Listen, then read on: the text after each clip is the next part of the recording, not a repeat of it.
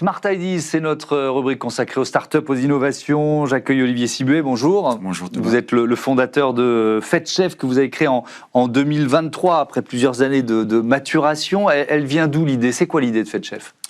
L'idée, c'était de permettre au départ de proposer un service rapide, haut de gamme, à table au restaurant.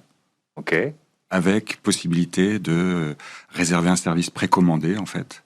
Donc on l'imagine très bien pour des groupes d'entreprises, de particuliers, etc., qui veulent qui ont un temps imparti à table.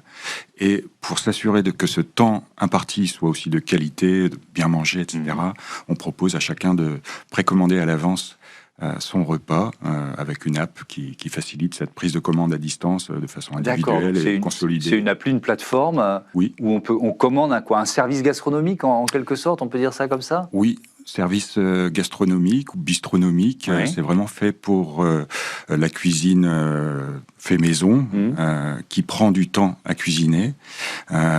Et cette idée-là, finalement, je l'ai validée avec des chefs pendant le Covid. Ils étaient tous disponibles. Ils ont trouvé que ça apportait finalement beaucoup de facilité sur l'organisation, parce que souvent, si c'est pour des entreprises qui viennent, il y a une personne qui s'occupe de récupérer toutes les commandes des uns, des autres, les intolérances, les régimes. Ça devient de plus en plus compliqué. Et finalement, ce canal-là permet en 5 minutes de laisser chacun s'exprimer, et puis surtout aux chefs et aux cuisines, d'avoir moins de stress et moins de coups de feu du midi, par exemple, parce qu'ils auront pu anticiper dans les justes quantités, sans stress, aller plus loin que la mise en place. C'est la question que j'allais vous poser aussi sur l'anticipation des commandes et peut-être la lutte contre le gaspillage, Exactement. si on va d'un côté ou de l'autre. Exactement. Finalement, c'est un système qui permet, en engageant quelque part le client sur cette méthode, sur cette approche, d'aller beaucoup plus loin dans la réduction des déchets, parce qu'on va vraiment, à la limite, faire ses stocks et cuisiner exactement dans les bonnes quantités. Qui sont vos clients? Les clients, je m'adresse, c'est vrai, aujourd'hui beaucoup aux entreprises qui ont ces besoins d'événementiel, de gastronomie, de qualité. Sur la plateforme, on va pouvoir trouver des restaurants, des chefs privés, des traiteurs pour la partie gastronomique, mais aussi tous les acteurs de l'événementiel. Mais vraiment pour la partie gastronomique, finalement, au restaurant, comme ça devient une plateforme de réservation en ligne d'un autre genre, on va dire, plus engagé, plus solidaire, mais c'est un vrai outil de réservation en ligne, ça s'adresse à tout le monde. Mais avec cette possibilité pour les restaurants de créer, alors là j'ai insisté sur le service rapide à table, mais en fait, quand on se rend compte de l'expérience que ça apporte, on est aussi dans des codes du luxe, dans une expérience incroyable, parce qu'on arrive, on est attendu par le restaurateur, par les équipes. Ils savent déjà ce qu'on souhaite, éventuellement ce qu'on a oublié aussi, mais on a un moment à table d'une qualité incroyable. Donc moi-même, j'étais le premier surpris en le testant avec mes copains au départ. Mais, oui, c'est quoi le modèle économique de FetChef? Alors, le modèle économique, on l'a voulu très solidaire et engagé.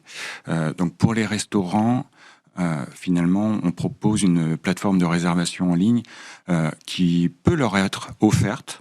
Souvent, c'est des outils qui coûtent assez cher, c'est de la haute technologie, et puis on va de plus en plus loin dans le développement, ça coûte très cher. En fait, on va engager le client au moment de réserver avec un acte citoyen qui donne du sens.